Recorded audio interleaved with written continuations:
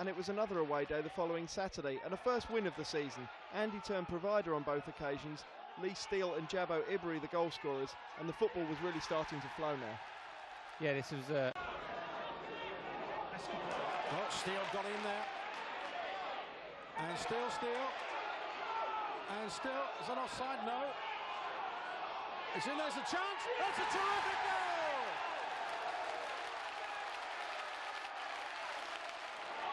Well, Alan White clears. Nicely done. And the flag stays down. Here comes Steele. And still Steele. That's a terrific goal! Orient in front.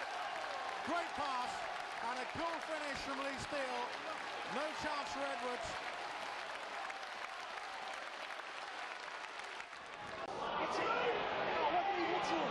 Hunt.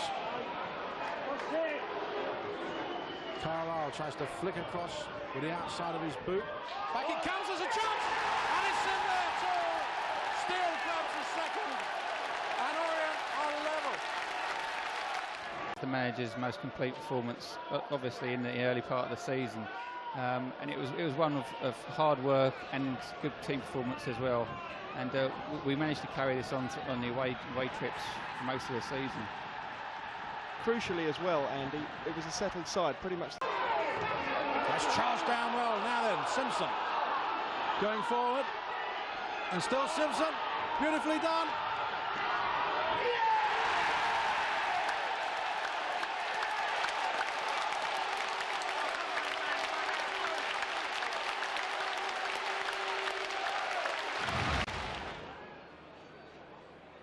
Bury's equaliser was lost in time, but there was less joy for the next visitors to Brisbane Road. Shrewsbury Town were thumped as Orient went top of the table for the first time in 13 years. Andy scored twice on the day, and the relationship between the strikers Gary Alexander and Lee Steele was also at its best. Yeah, it's an emphatic victory, and the front two were working really well.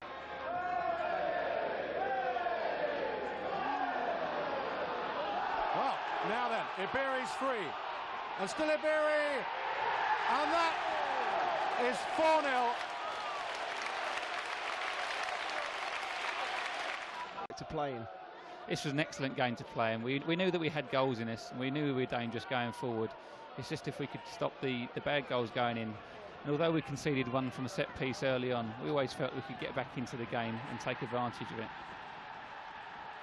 Of course, it was only we can see their set-piece prowess, but really, as you've touched upon already, those defensive errors were to prove costly over the season. Yeah, I think everyone would admit we let too many goals that we made and poor goals that we conceded. We really gave teams goals rather than making them earn them. This through ball from Matt Lockwood and the finish from Lee Steele at the death provided one of the moments of the campaign. And the next fixture saw another top of the table. This goal at Chester was to be Lee Steele's last before injury, and with Gary Alexander also on the treatment table as well, Andy, we couldn't cope with the absence of the pair of them. Unfortunately, we didn't have enough strength and depth at front players, and it was to prove.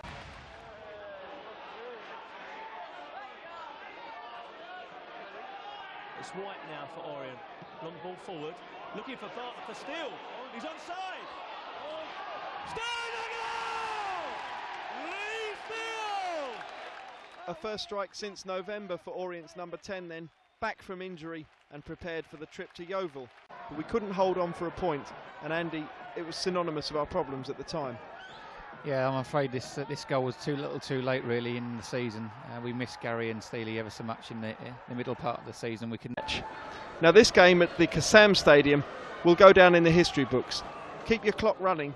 Lee Steele's goal after only 12 seconds is the fastest ever in the club's history.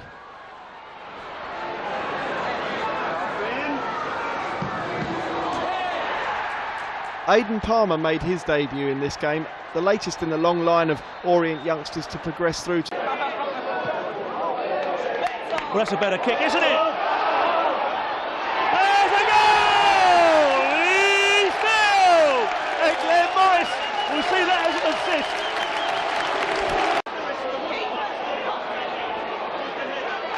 Chance here for Orient again on the counter-attack. Alexander does well. Forward to Barnard. Lee Steele can't bring it down, can he? Lee Steele! Leyton Orient 3, Northampton Town 2. That is it. In the FA Cup, the O's travelled to Rushden for the second round tie.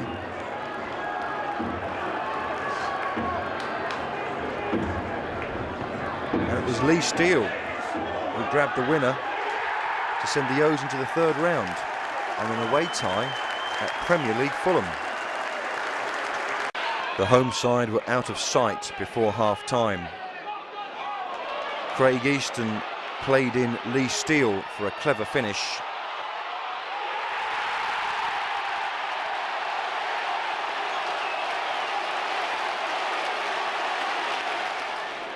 And Steele grabbed his second of the game from close range 7 minutes later.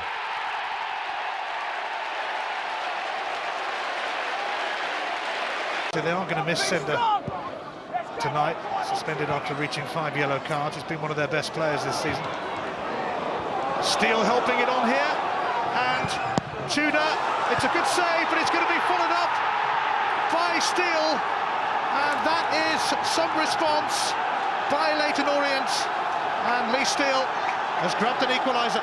Well, it's a great exchange between Steele and Tudor, and that's the beauty of going for that far post. Frank Talia can only palm it out, and he follows up Steele. Lovely little ball in the path of Tudor. Great strike across the keeper. Steele follows up, and it's an easy tap in. But look, go for that far corner, and you reap the rewards. All Frank Talia can do is tap it down, and he just continues his run and follows home. McMahon for Keith, and Keith now for Lee Steele. Steele, it's squeezed through and in. Lee Steele levels through the body of Thomas Muir, but Leyton Orient don't care. They are level. And 6,000 travelling fans who've only come 8 miles have reason to cheer. Lee Steele only playing because the man who normally plays there is suspended. Oxford. Well, I think there's been a goal at Northampton. Now Orient need to hold on here. Orient need to hold on. The whole situation's changed.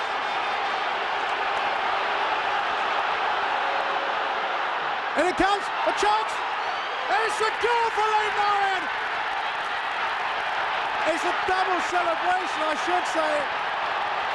It's all changed, and in the last minute of a sensational season, Orient surely are getting promoted. Unbelievable. The crowd were chanting for a Northampton goal. I think that threw Oxford players' concentration, and Orient capitalised with the winning goal. Corner comes in. Oh, it's an equalising goal. Where were the defenders? And Lee Steele has brought Orient level. All eyes towards the referee here. In the dying seconds. Perhaps one last saute forward here for Orient. Chance perhaps. Steele has done it. He's stolen the points for Orient in the...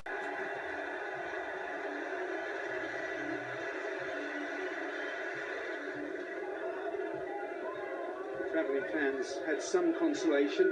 Lee Steele with a flicked backward header.